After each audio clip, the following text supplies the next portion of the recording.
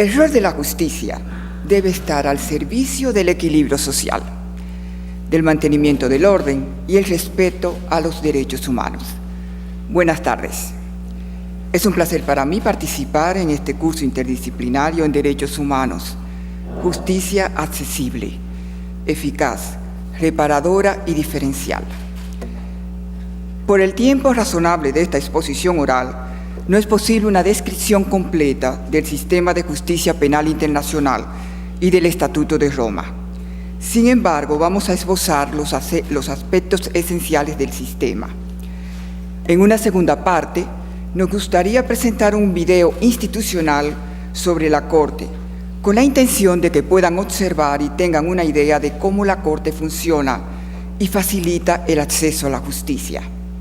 Luego, en una tercera parte, la abogada Cynthia Chamberlain va a exponer sobre los niños y la Corte Penal Internacional y el acceso a la justicia.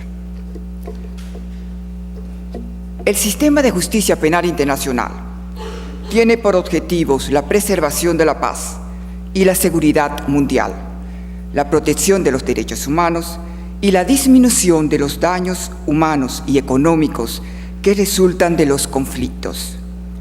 Tal como señala Michael Reisman en su obra Instituciones y prácticas para restablecer y mantener el orden público, citado por el profesor Sheriff Bassiouni en la obra Introducción al Derecho Penal Internacional. El desarrollo de la justicia penal internacional es relativamente reciente. Si bien es cierto que el derecho penal internacional tiene una larga historia, para los fines de esta intervención lo importante es mencionar los primeros intentos a principios del siglo XX.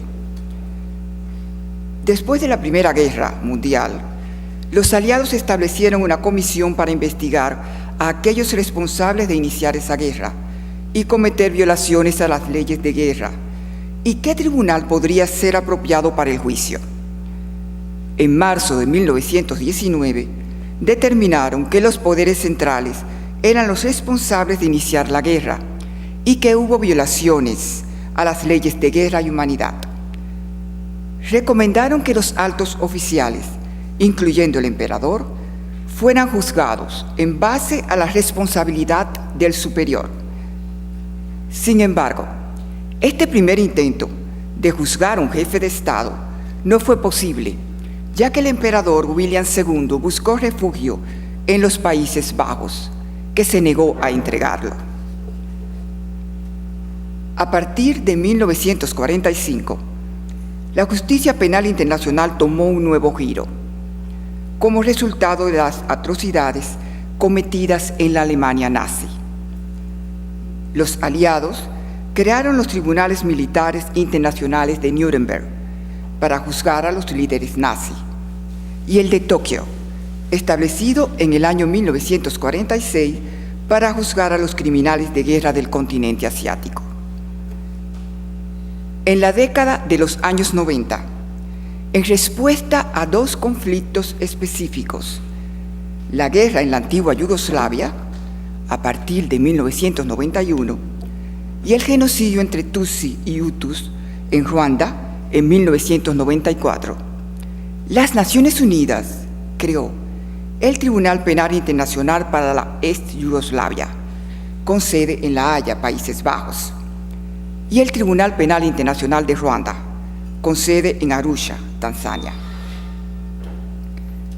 Después de estas dos experiencias concretas, la preocupación por combatir la impunidad dio origen a la creación de otros modelos de tribunales, con elementos internacionales y nacionales, llamados tribunales híbridos o especiales.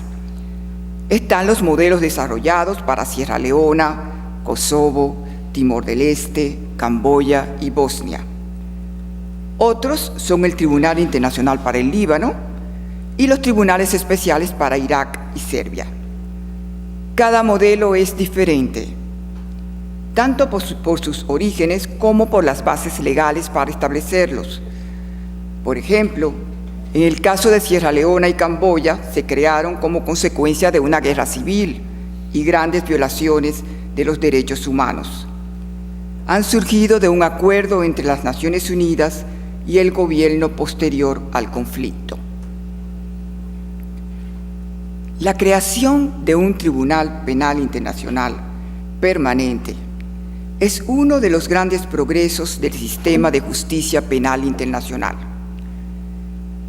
En el año 1989, Trinidad y Tobago propuso la creación de un Tribunal Penal Internacional para juzgar los delitos de droga.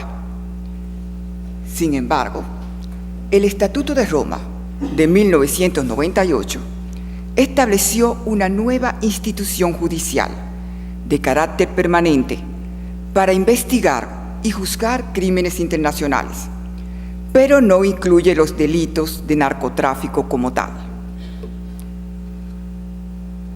La Corte Penal Internacional fue instituida por el Estatuto de Roma, aprobado en la Conferencia Diplomática de Roma el 17 de julio de 1998.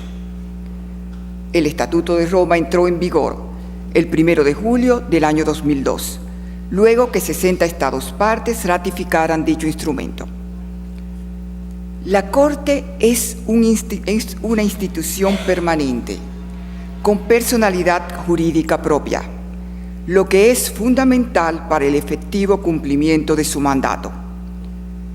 Sin embargo, su funcionamiento, como lo explicaré más adelante, se basa en la cooperación internacional, no solo de sus Estados partes, pero también de otras organizaciones internacionales, como la ONU, y de otros actores a nivel local, nacional e internacional, según la situación o caso bajo su jurisdicción.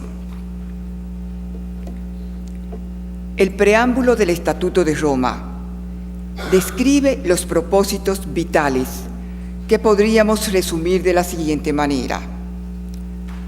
Primero, la impunidad es una amenaza para la paz y la seguridad mundial. Segundo, la impunidad se combate y la justicia se realiza a nivel nacional y a nivel internacional por medio de la cooperación. Tercero, la justicia previene la comisión de delitos. Por otra parte, el preámbulo establece las características primordiales de la Corte Penal Internacional en el sistema internacional. Es permanente, independiente y complementaria. Permanente porque es un tribunal con una proyección a futuro. Se inició a partir del año 2002 y es universal porque comenzó con 60 ratificaciones.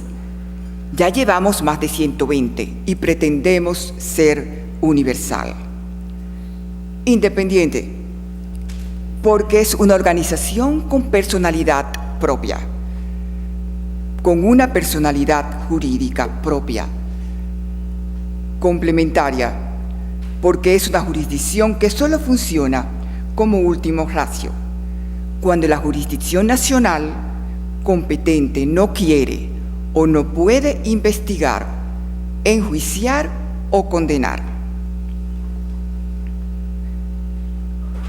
La Corte está integrada por 18 magistrados, elegidos por la Asamblea de Estados partes, pero conforme a la estructura institucional diseñada por el Estatuto. Contrario a otras organizaciones internacionales, el Estatuto establece que debe haber una distribución geográfica de los magistrados. Además, debe haber una distribución equitativa de magistrados por género y por sistema jurídico. Los órganos principales de la Corte, encargados de las funciones administrativas, de persecución y jurisdiccionales, son los siguientes. En primer lugar está la presidencia, formada por un presidente y 2 vicepresidentes, elegidos entre los 18 magistrados de la Corte. La presidencia es el órgano responsable de la administración de la Corte. salvo en lo que respecta a la Fiscalía. Actualmente, la presidenta de la Corte es la magistrada argentina Silvia Fernández de Gurmendi. Las vicepresidentas son dos magistradas, una de Japón y otra de Kenia.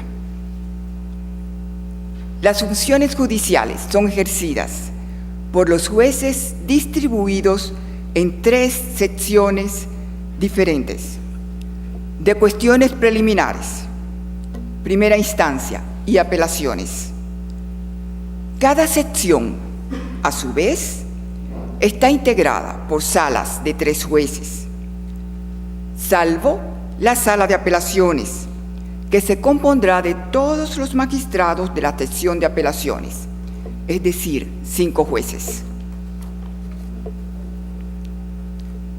En segundo lugar, está la Fiscalía, órgano independiente de la Corte, y que está dirigida por la fiscal, señora Fatou Bensouda, de Gambia, y asistida por un fiscal adjunto.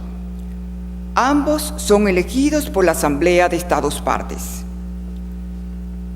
Un tercer órgano es la Secretaría, dirigida por un secretario, que tiene la responsabilidad de prestar apoyo administrativo a la Corte y al fiscal. Por ejemplo, la Secretaría se encarga de la traducción e interpretación, de la protección y participación de víctimas y testigos. Finalmente, está la Asamblea de los Estados Partes, que es el órgano legislativo y de supervisión de la administración de la Corte. Está integrada por los representantes de todos los estados que han ratificado el Estatuto de Roma. La Asamblea de Estados Partes se reúne por lo menos una vez al año, ya sea en La Haya o en la sede de la ONU en Nueva York. Actualmente, 124 estados han ratificado el Estatuto de Roma.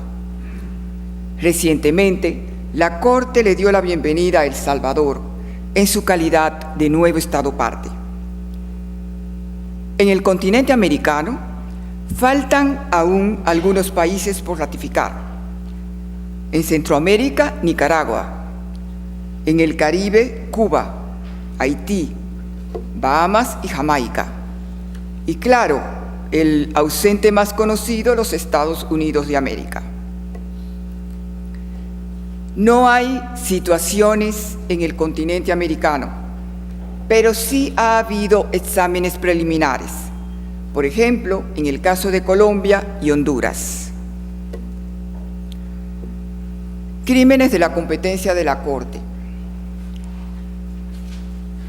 La Corte tiene competencia para juzgar los crímenes de genocidio, crímenes de lesa humanidad, crímenes de guerra y eventualmente el crimen de agresión, cuando se cumplan las disposiciones adoptadas durante la Conferencia de Revisión del Estatuto de Roma, celebrada en Kampala, Uganda, en el año 2010.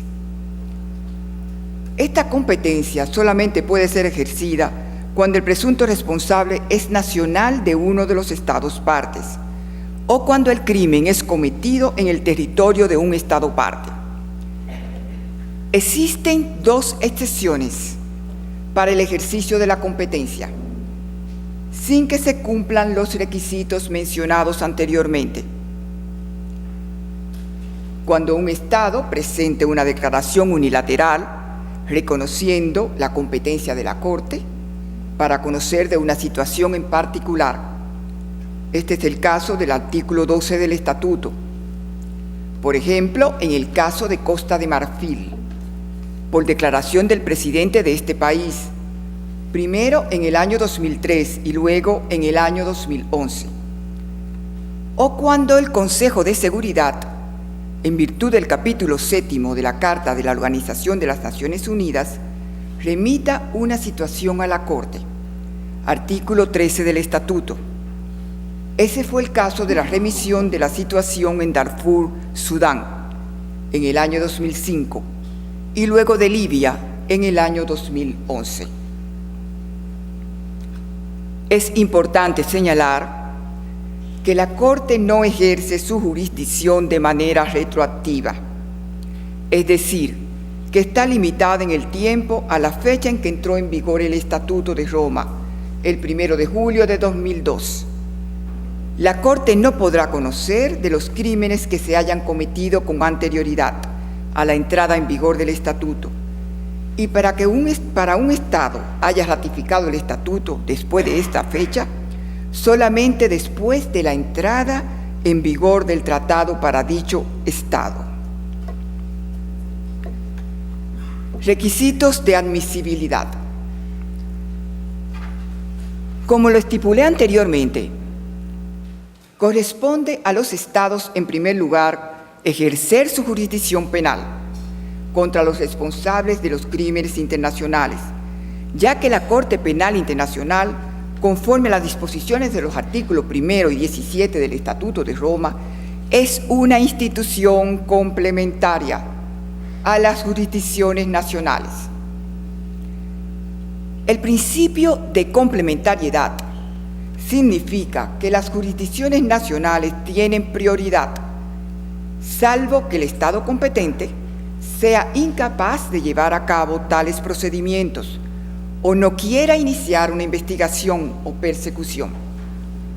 Además, para ser admisible, el caso debe tener un nivel mínimo de gravedad.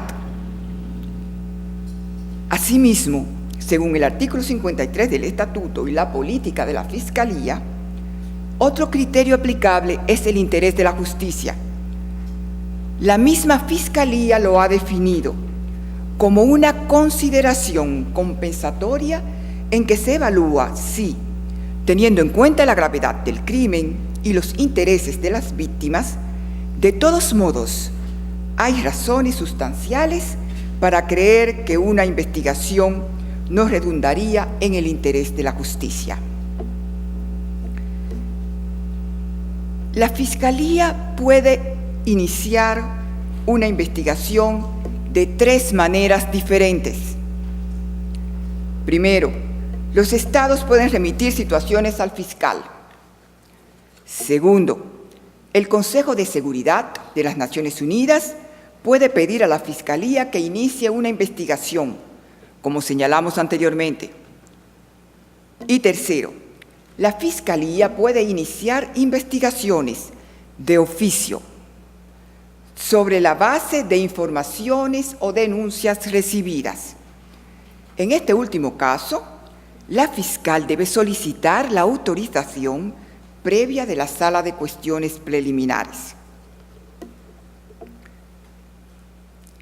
La Fiscalía ha iniciado investigaciones en la República Centroafricana, 2 investigaciones diferentes, en la República Democrática del Congo, en Darfur, Sudán, Kenia, Libia, Uganda, Costa de Marfil, Mali y Georgia. 5 investigaciones fueron iniciadas por remisión de los Estados, como lo son las situaciones de la República Centroafricana, la República Democrática del Congo, Uganda, Malí y Costa de Marfil. 2 situaciones fueron referidas por el Consejo de Seguridad, Libia y Darfur, Sudán. Y la Fiscalía inició de oficio las investigaciones en el caso de Kenia y Georgia. Estas investigaciones han tenido como resultado que se hayan iniciado 23 casos contra 38 sospechosos. De las acusaciones presentadas por la Fiscalía, en el caso de 2 individuos no fueron confirmados los cargos por la Sala de Cuestiones Preliminares. De los casos elevados a juicio, los cargos contra 2 individuos fueron retirados por la Fiscalía. En un caso, 2 individuos fueron descargados de la acusación por insuficiencia de evidencia. Un individuo fue absuelto y 3 individuos fueron condenados. Señores Tomás Lubanga, Germán Katanga y Jean-Pierre Bemba, cuyos juicios están ahora en la etapa de reparaciones. En la actualidad hay 6 casos de 11 individuos en la etapa de juicio. Estos son los siguientes: Abdallah Banda, Laurent Gbagbo y Charles Ble Goudet, Bosco Ntaganda, Dominique Ongwen, Al-Mahdi y Jean-Pierre Bemba y compartes, de los cuales hay 6 personas detenidas y además restan 13 órdenes de arresto sin ejecutar. Señores participantes, el Estatuto de Roma especifica en el artículo 21 la normativa aplicable a la Corte. Este texto legal establece una jerarquía entre las fuentes jurídicas a aplicar. En primer lugar, la Corte debe aplicar su propia ley, el Estatuto, que combina lo que sería en nuestro sistema una ley orgánica, un código penal y un código procesal penal.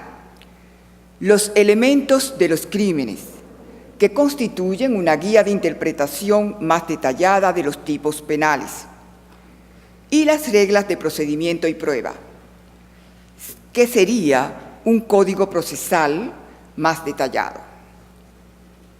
En segundo lugar, cuando proceda, deberá aplicar los tratados aplicables, incluidos los principios establecidos del derecho internacional de los conflictos armados. Y en tercer lugar, en su defecto, los principios generales del derecho, que derive la Corte del derecho interno de los diferentes sistemas jurídicos del mundo. Este mismo texto contiene 2 disposiciones adicionales. Una que establece que la Corte no está obligada a aplicar su jurisprudencia anterior, discrecional y optativo, y la otra que dispone que la aplicación e interpretación del derecho debe ser compatible con los derechos humanos internacionalmente reconocidos, incluyendo una cláusula de no discriminación en razón de la edad, del sexo, raza, idioma, credo o similares razones, lo que constituye una versión del principio de igualdad ante la ley, y es que el Estatuto requiere un estándar elevado en cuanto a la protección de los derechos humanos. No podemos dejar de mencionar que aun cuando las decisiones previas de la Corte o de otros tribunales penales internacionales no son obligatorias, estas juegan un importante rol para la interpretación y aplicación del Estatuto. Al mismo tiempo, la Sala de Apelación de la Corte ha concluido en varias ocasiones que otras normas del derecho internacional, como las regionales, y la jurisprudencia como la de la Corte Interamericana de Derechos Humanos, podrían servir como guía en la interpretación y aplicación del derecho aplicable a la Corte. Señores participantes, a partir de la Segunda Guerra Mundial, los derechos humanos individuales han sido codificados en numerosos instrumentos internacionales, pero pocas de estas convenciones otorgan derecho a la compensación como un derecho individual, salvo la Convención Europea y la Americana, que proveen compensación individual por los daños sufridos como consecuencia de una violación a sus derechos fundamentales por parte del Estado. Recientemente, el Estatuto de la Corte Penal Internacional ha reconocido el derecho de las víctimas a participar en el proceso judicial y además a obtener reparaciones. Este es uno de los grandes avances normativos del Estatuto, que incorpora en un documento jurídico internacional que sirve de base a un tribunal penal internacional normas concretas que reconocen el derecho a las víctimas a participar en el procedimiento, más allá de su rol como testigos de la acusación. Una visión amplia de la justicia no debe estar enfocada únicamente a la investigación y enjuiciamiento de los presuntos culpables como forma de justicia retributiva, sino también las víctimas de los crímenes tienen un interés en el enjuiciamiento de los autores, en la búsqueda de la verdad y en la reparación, en una justicia restaurativa. En el marco legal de la Corte, se les reconoce a las víctimas los siguientes derechos: el derecho a enviar comunicaciones al fiscal para que inicie una investigación, artículo 15 del Estatuto; el derecho a presentar sus observaciones y opiniones, artículo 68.3 del Estatuto; el derecho a ser beneficiario de medidas de protección para proteger su bienestar y seguridad, artículo 68.1 del Estatuto; y el derecho a obtener reparaciones directamente del condenado o por medio del fondo fiduciario en beneficio de las víctimas, artículos 75 y 79 del Estatuto. La regla 85, párrafo A de las reglas de procedimiento y prueba, define el término víctimas como toda persona natural que ha sufrido un daño como consecuencia de la comisión de algún crimen de la competencia de la Corte. La jurisprudencia de las distintas salas ha interpretado la expresión personas naturales como personas humanas. También se consideran víctimas las organizaciones o instituciones que hayan sufrido daños directos a alguno de sus bienes que estén dedicados a la religión, la instrucción, las artes, las ciencias o la beneficencia, y a sus monumentos históricos, hospitales y otros lugares u objetos que tengan fines humanitarios. Cuando se trata de daños, la jurisprudencia ha incluido daños materiales, físicos y morales. Este concepto amplio de daño fue adoptado tomando como referencia, entre otros, la jurisprudencia de la Corte Interamericana de Derechos Humanos, tal como han mencionado las salas de cuestiones preliminares y de primera instancia, refiriéndose a las sentencias dictadas en el caso del amparo contra Venezuela y Neira Alegría y otros contra Perú. En realidad, el Estatuto y la jurisprudencia de la Corte les ha reconocido a las víctimas el derecho a una tutela judicial efectiva. Los objetivos de su participación no están completamente definidos en el Estatuto, pero lo cierto es que deben ser realistas y conforme a los derechos de la parte acusada y a las garantías del procedimiento. En este sentido, aunque en algunos casos, como el de Jean-Pierre Bemba, miles de víctimas han participado en el caso, ellas no se apersonaron al juicio y lo hicieron mediante una representante legal, una abogada, que actuaba a nombre de la pluralidad de víctimas.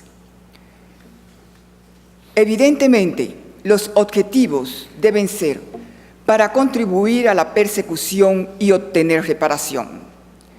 Cuando el artículo 68.3 del Estatuto menciona que la Corte permitirá a las víctimas en las fases del juicio que considere conveniente presentar sus opiniones y observaciones, esto debe ser interpretado de manera que las víctimas no busquen solamente la condena del presunto responsable o la reparación, sino que al expresar lo que han sufrido como consecuencia de los hechos, el acusado tome conciencia del daño infligido a otros y ayude a la restauración y reconciliación.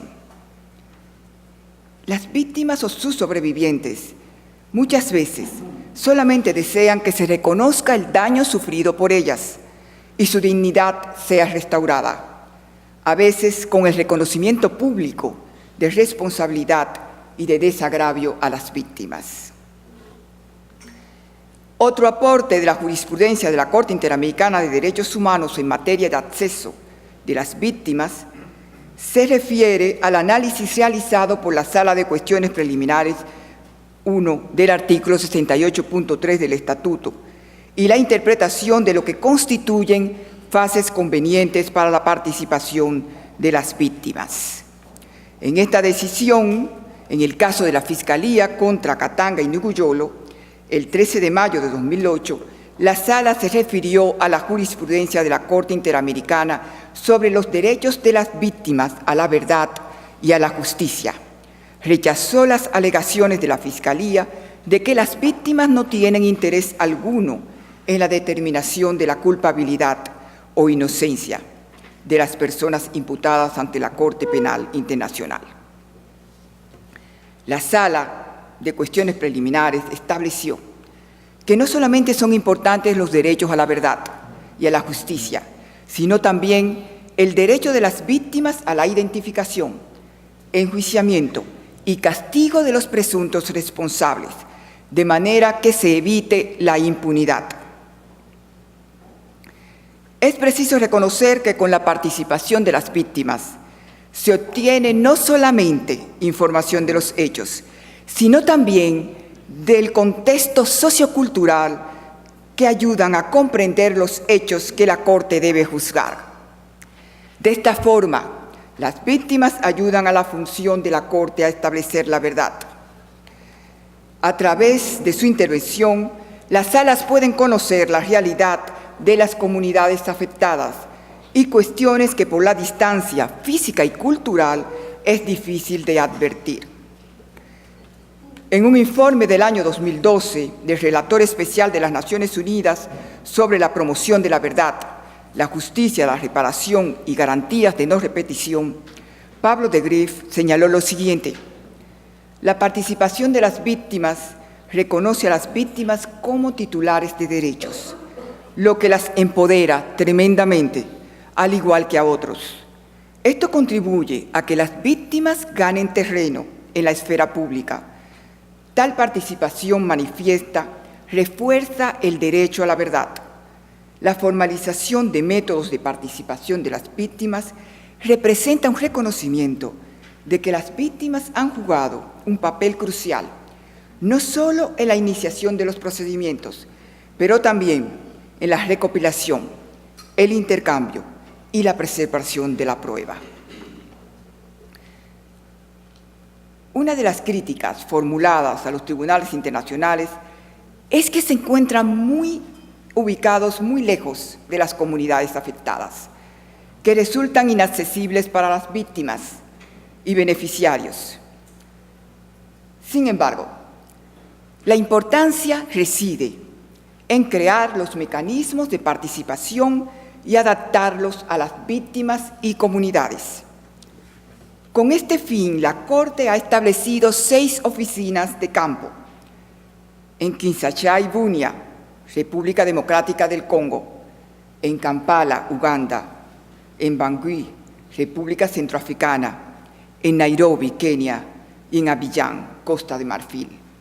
Además, dentro de la sección de información pública, existe una unidad dedicada exclusivamente a programas de difusión, destinados a las poblaciones locales de los países en los que está involucrada la Corte. Las oficinas de campo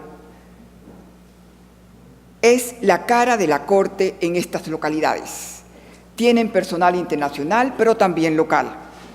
No solo facilita el proceso de participación y reparación, sino que también es el primer punto de contacto entre los individuos y la unidad de víctimas y testigos, para aquellas personas que por motivos de su interacción con la Corte requieran medidas de protección. El derecho de las víctimas a obtener reparaciones es un derecho humano esencial en el proceso de una justicia restaurativa. En el caso del señor Tomás Lubanga Dilo, que fue condenado por el crimen de guerra de reclutamiento y utilización de niños soldados en el conflicto armado, la Sala de Apelaciones, modificando una resolución anterior de primera instancia, estableció los principios generales aplicables a la reparación. Algunos de estos, sin duda, se basaron en los principios generales adoptados por la ONU, pero también en la jurisprudencia de la Corte Interamericana. Por ejemplo, se estableció que al decidir sobre quién es víctima, directa o indirecta, un concepto de familia que se adapte a las distintas estructuras sociales y familiares debe ser tomado en cuenta. Al mismo tiempo, se estableció que las reparaciones deben combatir injusticias y prácticas discriminatorias preexistentes, incluida la discriminación de género. Sin embargo, también hizo hincapié que se deberá dar prioridad a las víctimas vulnerables, entre ellas los niños y niñas. La Sala de Apelaciones confirmó el pronunciamiento realizado por la Sala de Primera Instancia 1 y la Sala de Cuestiones Preliminares 1, expresando: el éxito de la Corte está, hasta cierto punto, relacionado con el éxito de un sistema de reparación. Distinguido auditorio, el Estatuto ha elaborado un sistema penal que tiene por fundamento la lucha contra la impunidad, pero al mismo tiempo garantiza la participación de las víctimas y los derechos de la persona acusada. Encarna los valores de la cultura jurídica moderna, la dignidad humana, los valores fundamentales de la vida y la libertad personal. Si bien es cierto que la Corte carece de mecanismos coercitivos, por eso, para cumplir con su mandato, necesita de la cooperación de los Estados partes. Es fundamental esta cooperación para la reunión de los medios de pruebas, la protección de testigos y víctimas, el arresto y la entrega de sospechosos, así como la ejecución de penas. Evidentemente, los retos de la sociedad internacional contemporánea son muchos, porque además de los crímenes graves instituidos por el Estatuto de Roma, concurren también muchos crímenes con características transnacionales que afectan intereses internacionalmente protegidos y que ocasionan mucho daño. Estos son delitos tales como el terrorismo, narcotráfico, piratería, crimen organizado, solo para mencionar algunos. Los Estados deben reforzar sus sistemas legales y judiciales con el fin de investigar y enjuiciar a los presuntos responsables de violaciones a los derechos humanos, de cooperar con los otros Estados y extraditar cuando sea necesario a los presuntos responsables. Todos estos retos exigen que el conjunto de los actores participen de manera unida: Estados, organizaciones internacionales, organizaciones no gubernamentales para luchar contra los crímenes y las violaciones de los derechos humanos. La Corte Penal Internacional es un gran aporte a la justicia internacional, pero es solo una parte de un sistema universal contra la impunidad. Agradecemos profundamente al señor director ejecutivo del Instituto, señor José Thompson, por la gentil invitación que nos hiciera para participar en este curso. Finalizamos nuestra intervención con las palabras expresadas por el profesor Cheris Basiuni en su discurso con motivo de la ceremonia que se realizó una vez aprobado el Estatuto, el 18 de julio de 1998, en Roma. Citamos: la Corte Penal Internacional no será una panacea para todas las enfermedades de la humanidad. No eliminará conflictos, ni les devolverá la vida a las víctimas, ni restablecerá a los supervivientes su modo de vida anterior. No traerá la justicia a todos los autores de los crímenes más graves, pero puede ayudar a evitar conflictos, prevenir victimización y llevar a la justicia a algunos de los perpetradores. Haciendo esto, la Corte Penal Internacional reforzará el orden y contribuirá a la paz y seguridad mundial. Así, la Corte Penal Internacional, al igual que otras organizaciones legales nacionales e internacionales, aportará a la humanización de nuestra civilización. Muchas gracias por su atención.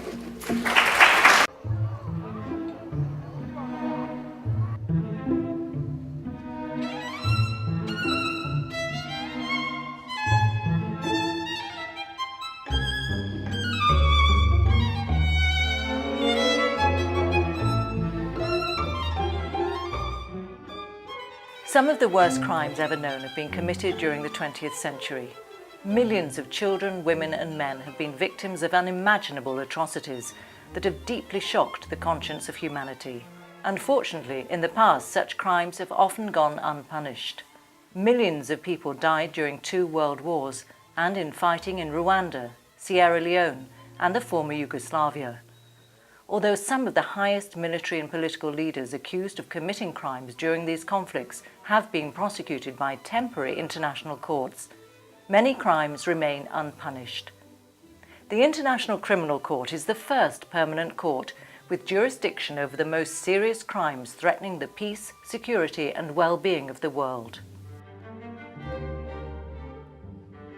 In 1998, during the Rome Diplomatic Conference on the International Criminal Court, 160 countries negotiated a treaty to design the world's first permanent international criminal court.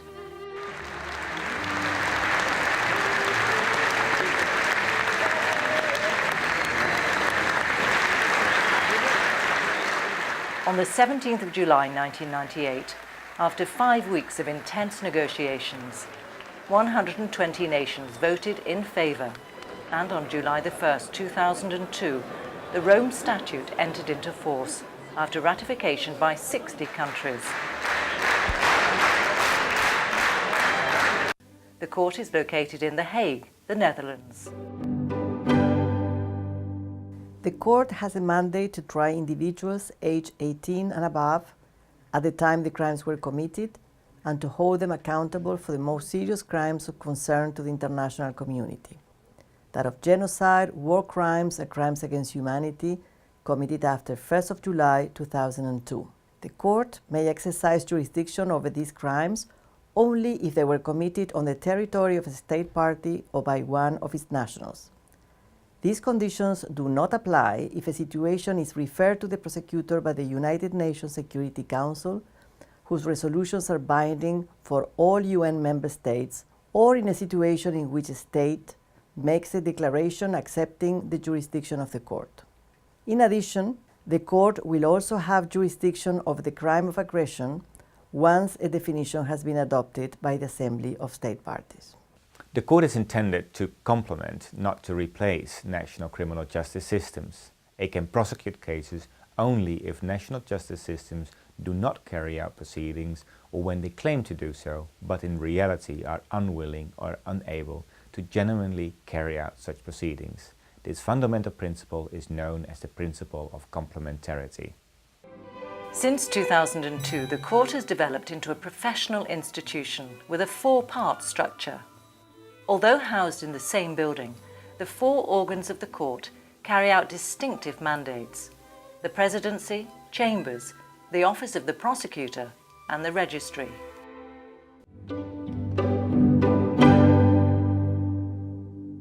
The presidency is made up of 3 judges. They are the president and 2 vice presidents. The presidency manages the court, represents the court to the outside world, and helps to organize the work of the judges.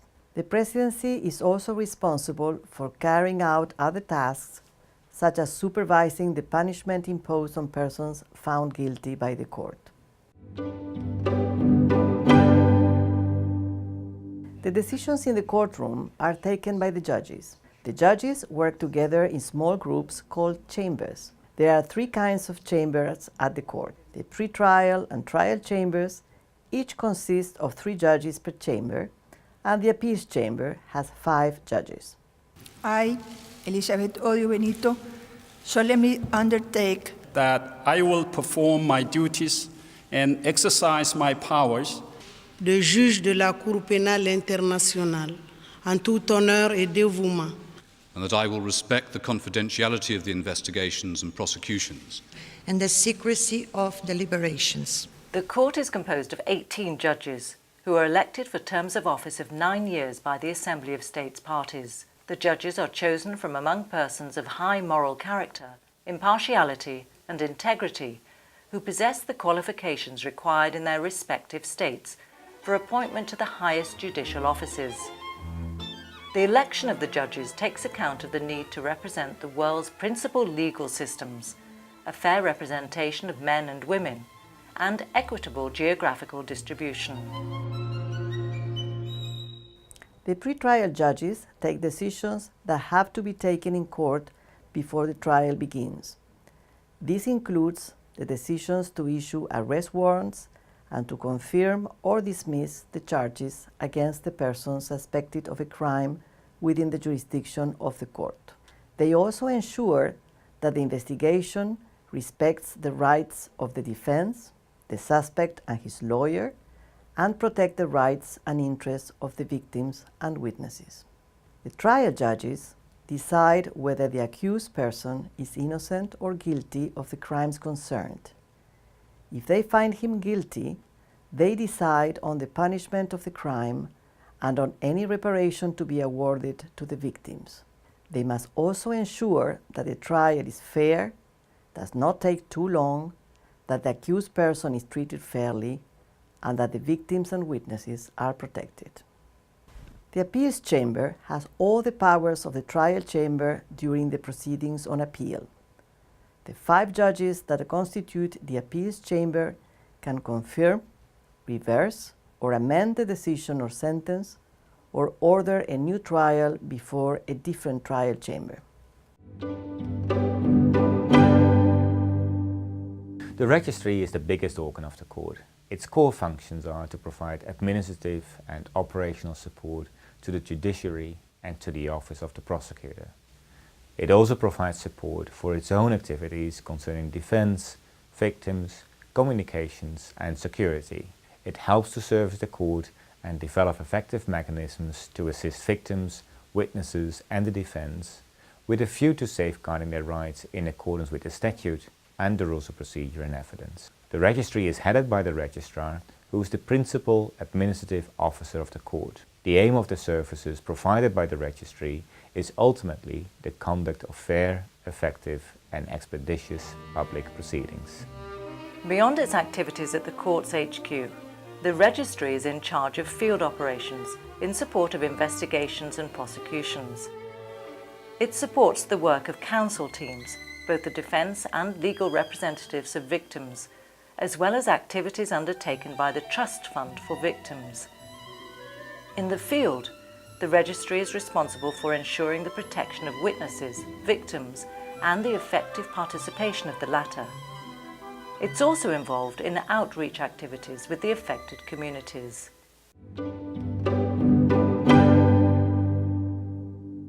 The Office of the Prosecutor is independent from the other organs of the court.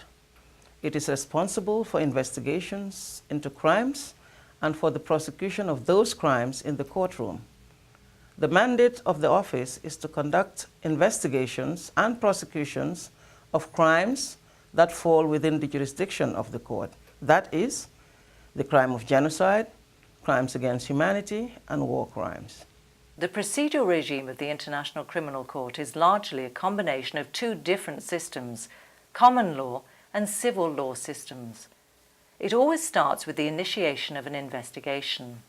I, Fatou Bensouda, solemnly undertake that the prosecutor may start an investigation upon referral of a situation by a state party or the United Nations Security Council. I may decide to start an investigation on my own initiative on the territory or against nationals of a state party. In that case, I need to request authorization from the pretrial chamber. Before the commencement of a formal investigation, it is required to gather and assess relevant information in order to determine whether there is a reasonable basis to initiate an investigation. It is in the authority of the pretrial chamber to grant or deny the office of the prosecutor leave to initiate an investigation. The pretrial chamber makes preliminary determination as to whether the case falls within the jurisdiction of the court. Once the formal decision has been taken, the office of the prosecutor commences investigations in the areas where it is believed that the alleged crimes took place. In order to understand the situation and context in which crimes were allegedly committed, the investigators in the field interview witnesses and suspects and collect documents and materials which will enable them to determine the way in which crimes were committed and to identify those persons most responsible for the commission of such crimes.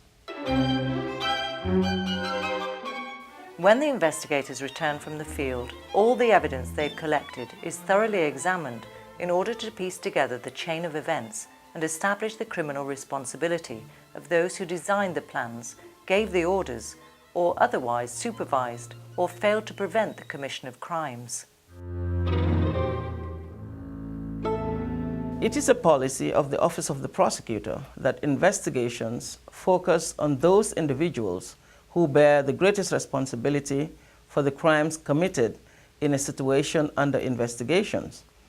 The application for a warrant of arrest and supporting material is then presented to the judges of the pretrial chamber. If the pretrial chamber is satisfied that there are reasonable grounds to believe that the person sought has committed crimes within the jurisdiction of the court, and the person's arrest appears necessary, it will issue a warrant of arrest. The court has no police or army to enforce warrants of arrest, so it has to rely on the cooperation of states. It is the duty of the registrar to communicate a warrant of arrest to the state parties. When the state party receives a request for an arrest or surrender, it shall immediately take steps to arrest the person in question or inform the registrar that the person charged is available for surrender. Within reasonable time after a suspect has surrendered or appeared voluntarily before the court, the pretrial chamber holds a hearing in the presence of the prosecutor, the suspect, and his counsel to determine if the charges can be confirmed or not. I will just summarize that in this case, the prosecutor brings against Dominic Ongwen 70 charges. A confirmation of charges hearing is a public hearing at which the judges should decide if there is sufficient evidence to believe that persons charged might have committed the crimes based on evidence presented by the prosecutor and the defense. The purpose of the hearing is to ensure the fairness of the process by protecting the suspects of facing charges if there are no substantial grounds and evidence. The floor is to the defense of Mr. Ongwen. If the charges are confirmed, the Presidency constitutes a trial chamber to try the case. The trial chamber's main task is to ensure a fair and expeditious trial, conducted with full respect for the rights of the accused and the protection of victims and witnesses. The trial is generally held in public. The chamber can, however, decide to exclude the public from some parts to protect confidential information, or for reasons of victim and witness protection. All rise, we will there. For the first time in the history of international criminal justice, victims have the right to participate in the proceedings and request reparations. This means that they may not only testify as witnesses, but may also present their views and concerns at all stages of the proceedings. It is most likely that they do so through legal representatives. Victims can request various types of reparations, including restitution, compensation, or rehabilitation. The trial chamber determines whether an accused is innocent or guilty of the charges, and if guilt has been determined, may impose a sentence of imprisonment not exceeding a maximum of 30 years, or in cases of extreme gravity, life imprisonment. Financial penalties may also be imposed. The trial chamber may order reparation to victims, including restitution, compensation, and rehabilitation. The convicted person and the prosecutor may appeal against a conviction and sentence. The prosecutor may also appeal against acquittal. The appeals chamber may reverse or amend the decision on a conviction or sentence and may order a new trial before a different trial chamber. It may also revise the final judgment of a conviction or sentence. Persons detained under the authority of the International Criminal Court are kept in custody at the ICC Detention Centre, located within a Dutch prison complex in Scheveningen in The Hague. The detention centre functions to hold in safe, secure and humane custody those persons detained under the authority of the ICC, fulfilling the highest international standards.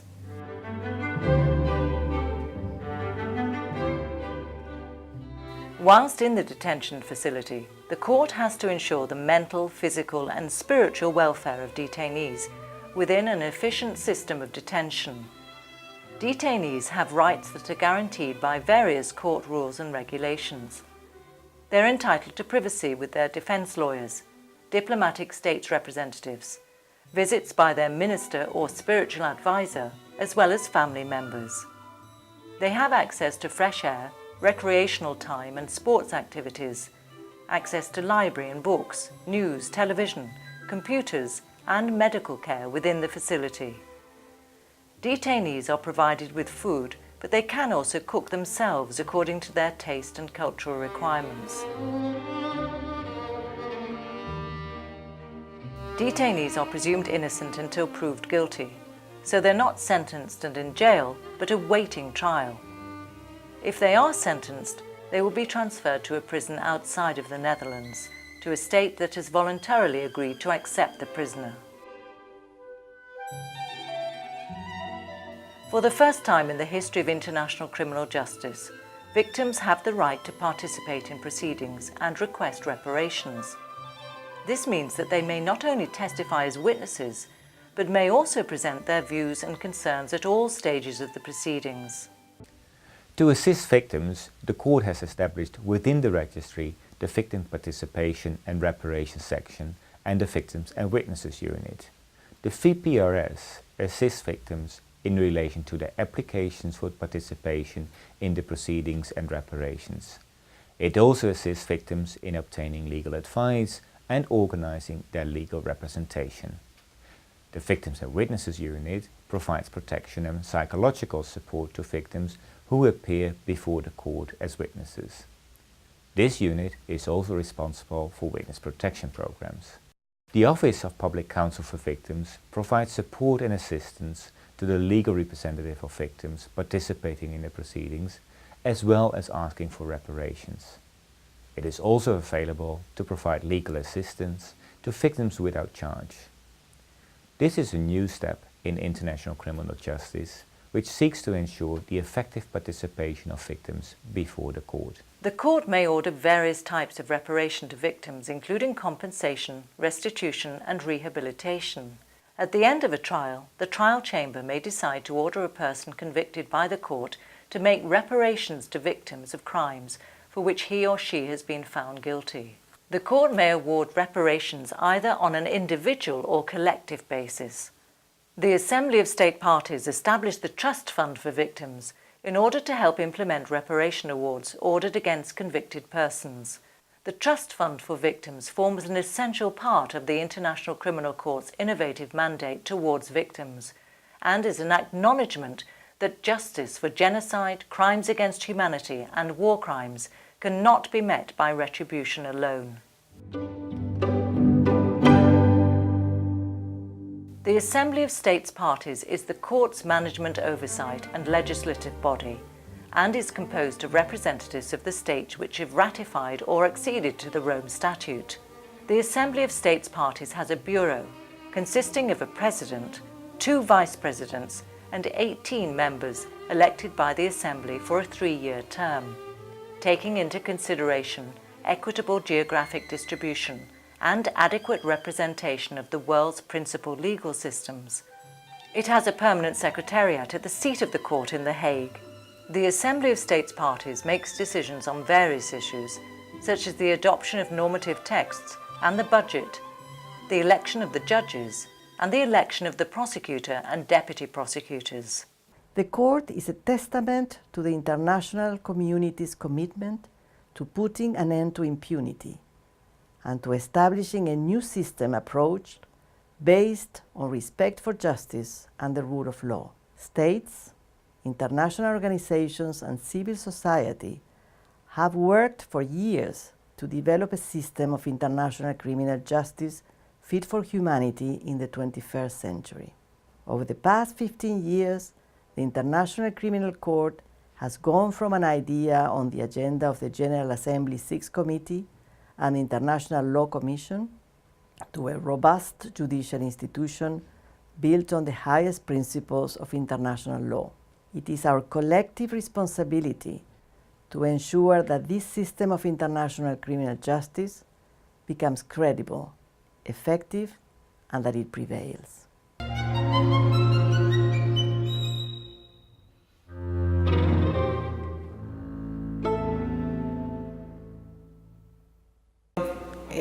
Todo sale con cielo azul y celajes de atardecer, eso es poco usual en La Haya. Por lo demás, les da una idea de lo que es la Corte Penal Internacional y el nuevo edificio, que el nuevo edificio es de arquitectura bastante imponente y es un reflejo de la Asamblea de Estados Parte de que esto es una institución permanente.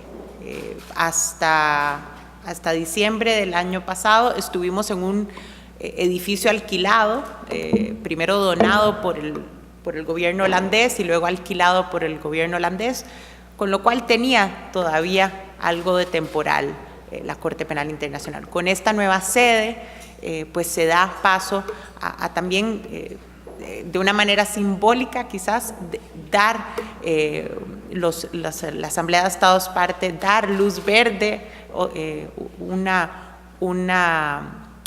promesa, otra vez, después de 1998, otra vez reafirmar el carácter permanente de la Corte Penal Internacional. Ahora, en mi presentación voy a darles un poco el aspecto de lo que es el acceso a la justicia penal internacional en el caso de los menores de edad.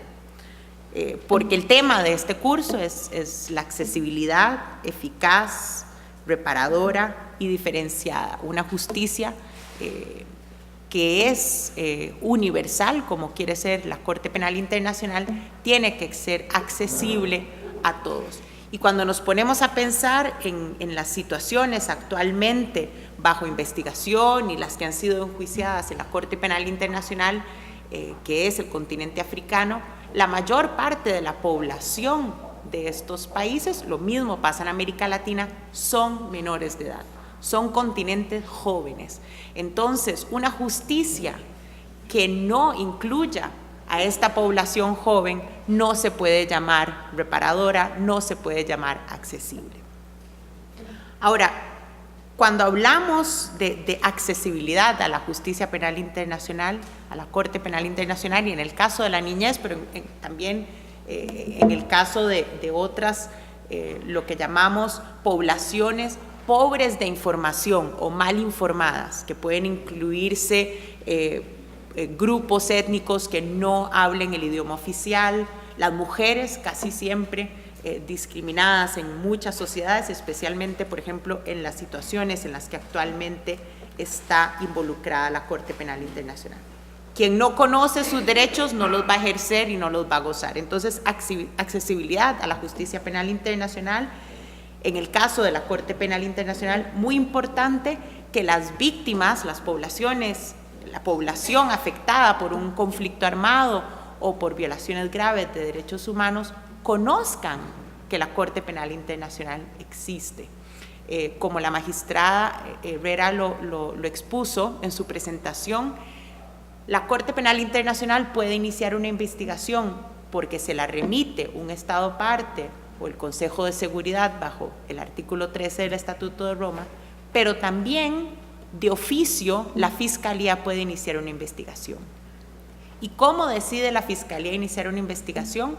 Cuando recibe denuncias o informaciones. Y esas informaciones o denuncias se reciben usualmente de la sociedad civil en los países afectados. Y por lo tanto, si las poblaciones, si ciertas poblaciones de víctimas no son incluidas en esa sociedad civil que presenta denuncias, o la sociedad civil simplemente no conoce la existencia de la Corte Penal Internacional o le parece que está muy lejana, como es el caso de América Latina, entonces no va a haber una accesibilidad a la Corte Penal Internacional. Entonces no es solo la accesibilidad en el sentido físico de ir a un juicio, sino simplemente de conocer que existe esa jurisdicción penal internacional. Y muy importante también cuando se habla sobre el principio de complementariedad, que es que la Corte es, como lo escucharon ya de la jueza Herrera Carbucha, es última ratio, es la última opción. Entonces, cuando hablamos de accesibilidad, también es importante que la sociedad civil, por ejemplo, en el caso de América Latina, no solo envíe denuncias a la Corte Penal Internacional, sino que ejerza presión a nivel nacional para que los estados, que son los principales, que están obligados a investigar, a enjuiciar y a condenar a las personas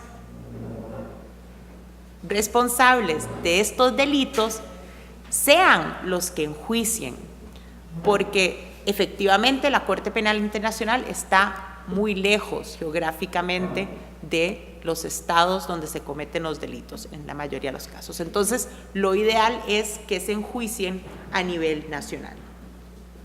Ahora, cuando hablamos de una justicia eficaz en la Corte Penal Internacional, pensamos, bueno, lo oyeron de la presidenta de la Corte Penal Internacional, la magistrada Silvia Fernández de Gurmendi, es un juicio que no dure mucho. Ahora, en la justicia penal internacional es relativo. La justicia penal internacional es cara y dura tiempo, por la misma lejanía geográfica, pero también lingüística, por ejemplo.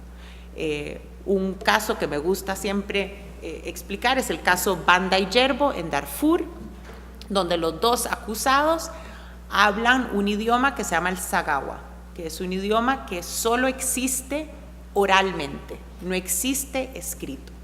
Entonces, algo tan básico en un juicio penal como es leerle los cargos, el acta de acusación al sospechoso cuando comparece por primera vez ante un juez, fue muy difícil en el caso de Banda y Yerbo, porque estas personas no pueden leer el acta de acusación e incluso no había nadie que se las leyera, con lo cual se tuvo que traducir el acta de acusación del inglés al árabe y entrenar a personas que hablaban el árabe y el Sagawa para que se convirtieran en el cabo de unos meses en intérpretes del árabe al Sagawa y pudieran leer oralmente el acta de acusación a los dos acusados. Entonces, aquí también esto refleja por qué la Corte Penal Internacional debería de ser una corte de último recurso para los casos más graves, de delitos más graves contra la humanidad, cuando genuinamente el Estado que tiene la obligación internacional de investigar y de perseguir no pueda hacerlo. Entonces, muy importante cuando hablamos de eficacia de la justicia penal internacional. Y muy importante también que la justicia penal internacional, a la hora de hablar de eficacia, no cause daño. Y es algo que es una preocupación constante de la Corte Penal Internacional en los casos, en las situaciones donde está investigando, donde está enjuiciando a personas responsables, es que la justicia no cause daño. Algo que siempre se ve es la dicotomía entre justicia y paz. No hay justicia, no hay paz sin justicia, pero es importante que esa justicia sea un instrumento hacia la paz y la reconciliación. Cuando hablamos de la justicia penal internacional reparadora, es importante también que sea pronta a la medida de lo posible y por lo tanto es importante que en la Corte Penal Internacional existen reparaciones al final del proceso cuando existe una condena, pero también tenemos un fondo fiduciario a favor de las víctimas que puede empezar o adelantar asistencia a la población de víctimas antes incluso que haya un sospechoso identificado. Entonces, incluso antes de una condena, incluso antes de que empiece un juicio. Hay una función de asistencia inmediata a las víctimas y uno de los ejemplos es en el caso de Uganda. Uganda fueron las primeras órdenes de arresto que se emitieron en la Corte Penal Internacional fueron contra sospechosos en Uganda. Básicamente lo que se llama en inglés Lord Resistance Army, que es un grupo militar en el norte de Uganda. Y se emitieron las órdenes de arresto, fueron las primeras en el 2005. De estos 5 sospechosos, porque es un grupo de 5, 2 murieron y los otros 2 están libres y hay uno que se entregó ante la Corte Penal Internacional en el 2014. Entonces estamos viendo que pasaron 9 años antes de que se ejecutara la primera orden de arresto de la Corte Penal Internacional. Pero en el caso de Uganda, el Fondo Fiduciario inició un proceso de asistencia desde el 2005. Entonces, esto permite que la población de las víctimas ya reciba cierta compensación o asistencia antes de que empiece el proceso penal. Importante entonces también cuando hablamos de la justicia penal internacional diferenciada es hacer hincapié en que la población de las víctimas no es homogénea. Y ahí es donde tomamos el punto de partida de la niñez. No es lo mismo tratar con víctimas o con testigos adultos que con niños y niñas. Y es muy importante también que dentro de la población niñez tampoco hay homogeneidad. Hay niños, hay niñas, pero también hay personas menores de edad con discapacidades. En el caso de la Corte Penal Internacional me atrevería a decir que todos los niños y niñas que comparecen ante la Corte como testigos o como víctimas o como personas indirectas, por ejemplo, familiares de víctimas y testigos de la Corte Penal Internacional, tienen algún tipo de discapacidad, por lo menos mental, dado el estrés postraumático que ellos o sus padres han sufrido como resultado de cualquiera de los delitos ante la Corte Penal Internacional. Ahora, en el caso del Estatuto de Roma, ya ustedes lo dijo la magistrada Herrera Carbucha, existe jurisdicción hoy en día en 3 tipos de delitos: el genocidio, los crímenes de lesa humanidad y los crímenes de guerra. A grosso modo, el genocidio, me imagino que ustedes ya los conocerán, pero es un delito que se comete con la intención especial de destruir a un grupo parcial o totalmente.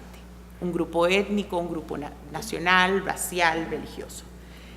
Crimen de lesa humanidad es un delito que se comete dentro del contexto de un ataque sistemático o generalizado contra la población civil. Sistemático quiere decir que hay un plan, hay una organización.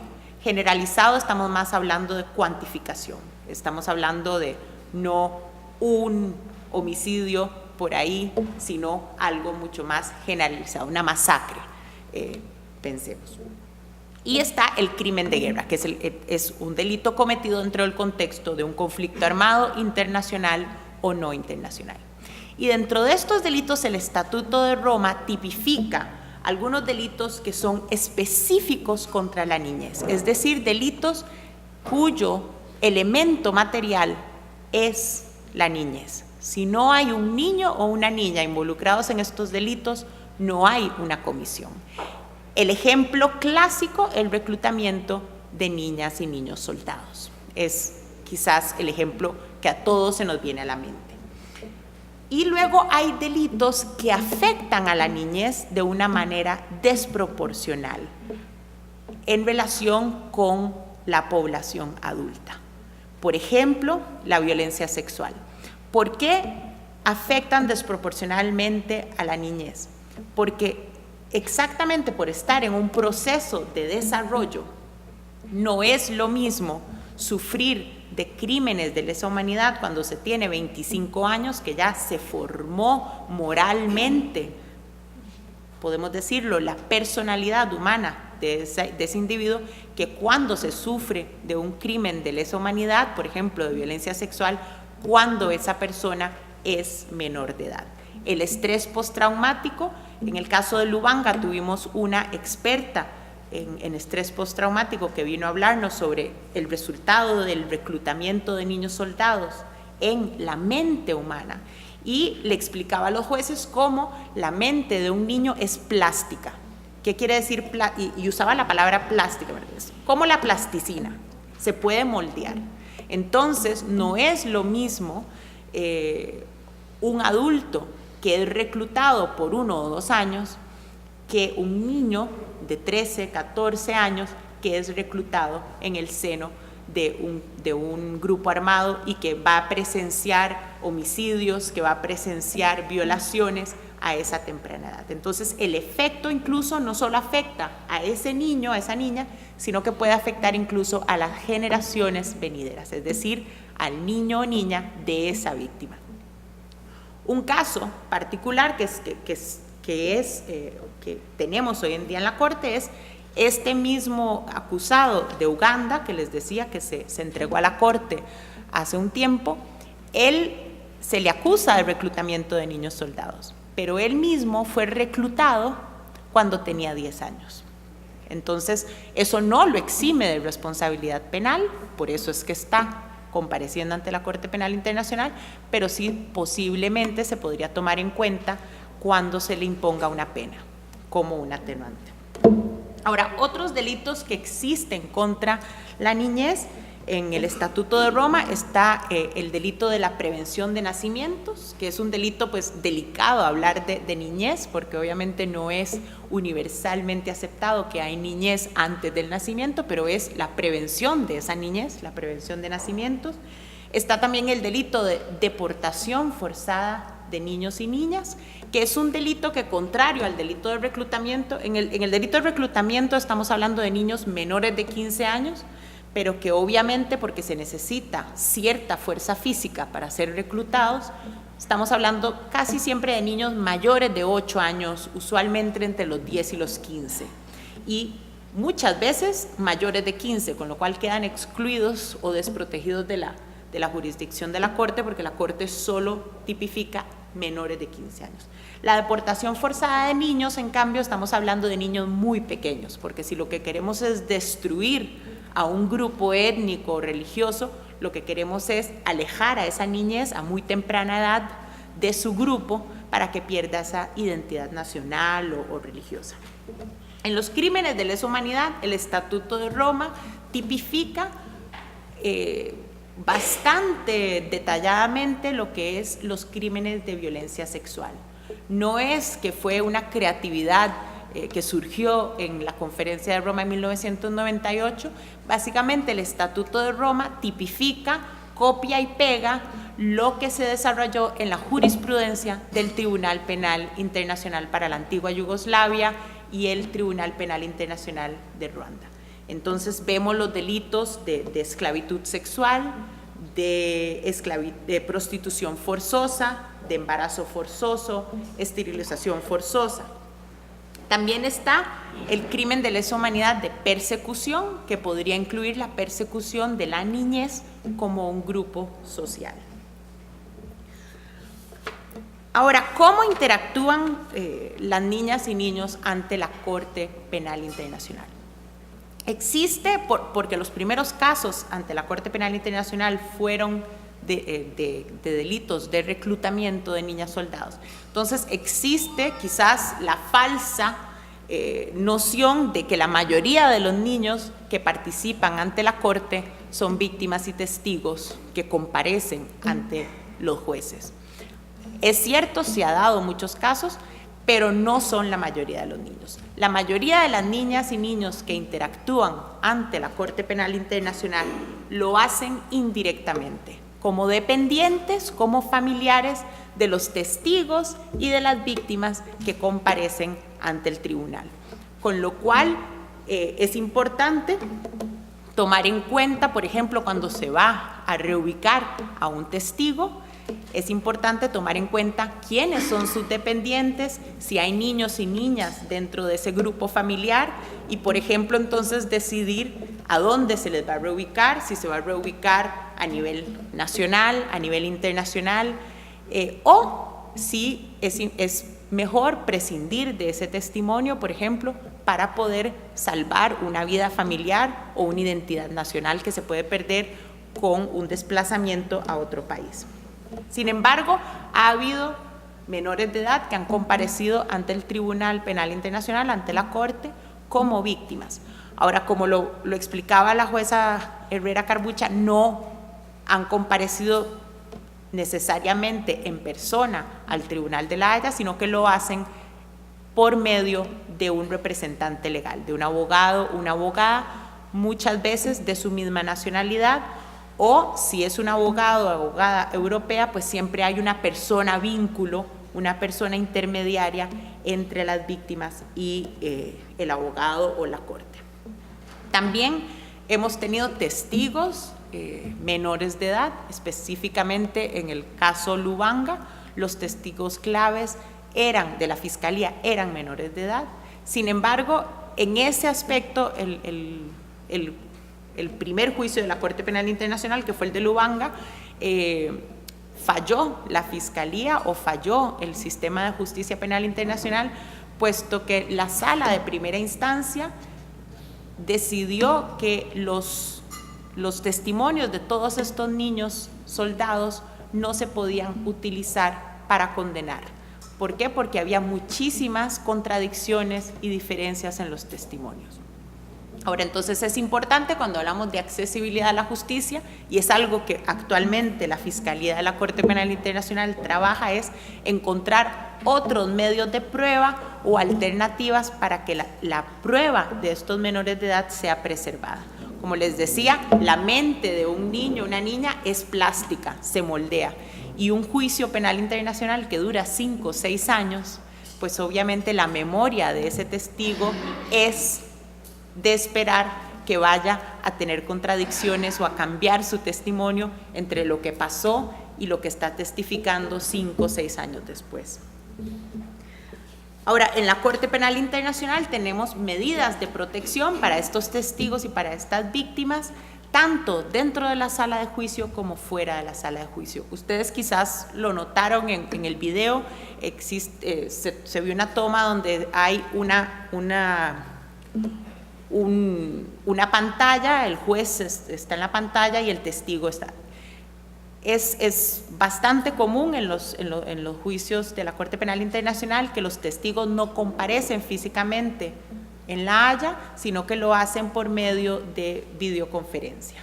Es una videoconferencia segura, no se usa Skype, sino que es con un mecanismo seguro, y entonces el testigo no tiene que viajar a La Haya. Eso facilita la protección de los testigos porque no tienen que ir a la capital del país para pedir una visa, con lo cual ya estarían delatándose. Pueden ausentarse de su trabajo o de su familia por unos cuantos días o por unas cuantas horas, con lo cual también facilita lo que es su protección y entonces previene la reubicación de los testigos, que es quizás la medida de protección que menos se debería de utilizar en este tipo de juicios.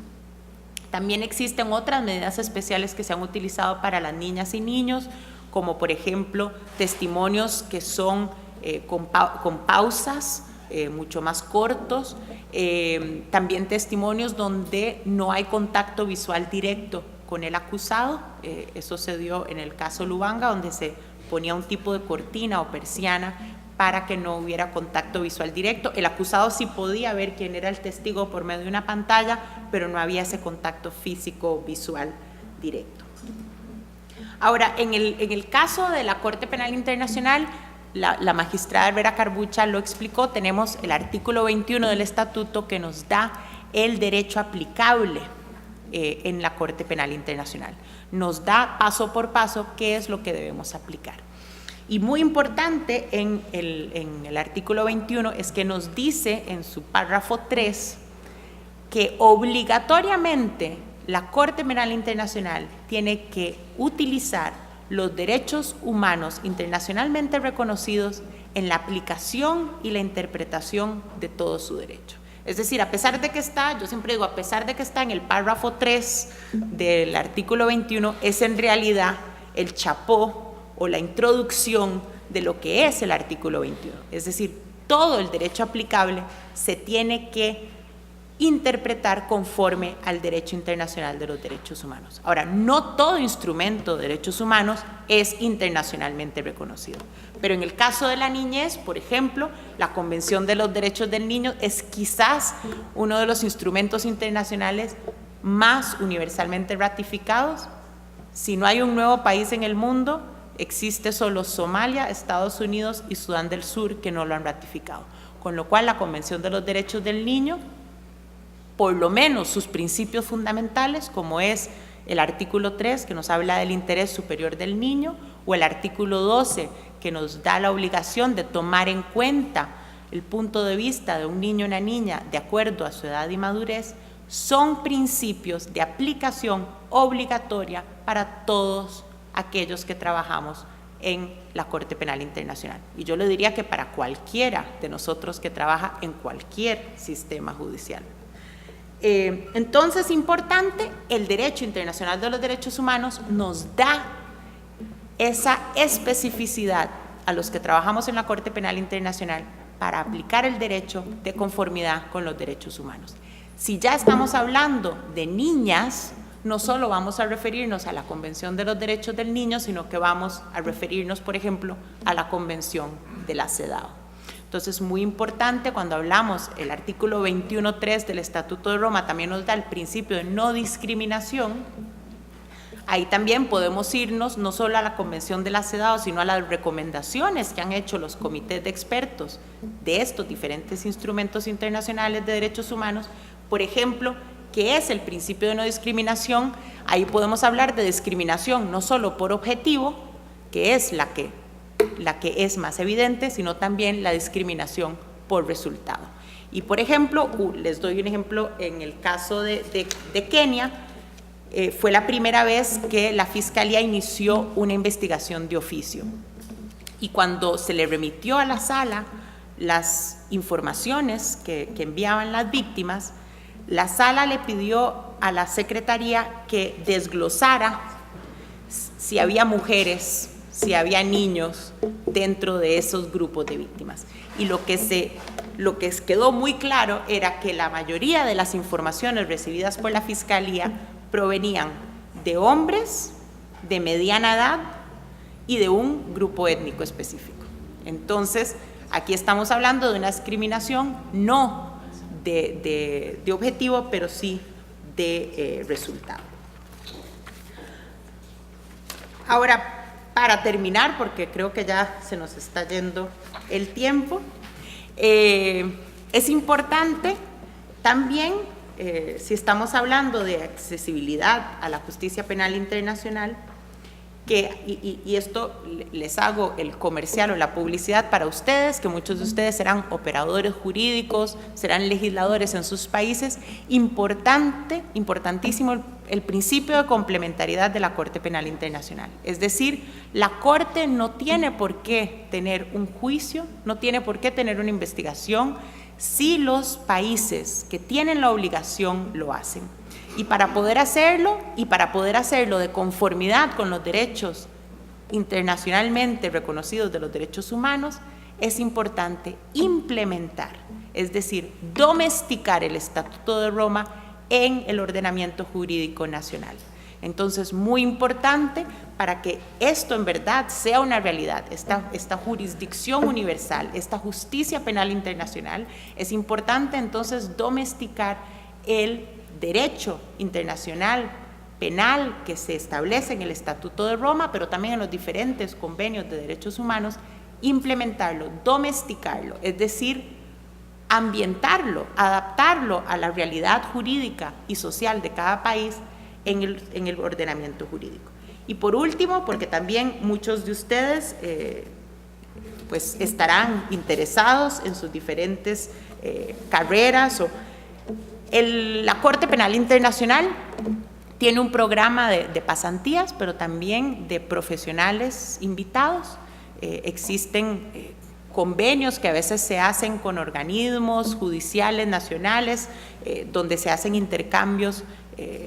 Hace unos años conocí una joven de aquí de Costa Rica, del Ministerio Público, que estaba haciendo una práctica en la Fiscalía de la Corte Penal Internacional, que es su equivalente. Entonces, importante decirles que la Corte Penal Internacional, a pesar de que está en La Haya, es algo que está accesible. Yo me inicié como practicante ante la Corte Penal Internacional hace 12 años, entonces es algo que a pesar de estar lejano a nivel geográfico, es importante que haya una cercanía entre América Latina y la Corte Penal Internacional. Entonces, los invito a que vean, busquen el sitio web de la Corte Penal Internacional, y vean su bolsa de trabajo, que también necesitamos candidatos de América Latina. Lo dijo la jueza que se aplica para los magistrados, existe una obligación de una equidad geográfica de género, pero también lo exige el artículo 40 del estatuto para todo el personal de la Corte. Y en el caso de los países de América Latina, muchísimos están subrepresentados en la Corte Penal Internacional. Entonces los invito a que vean la bolsa de trabajo, a que vean las prácticas que existen en la Corte Penal Internacional. Muchas gracias.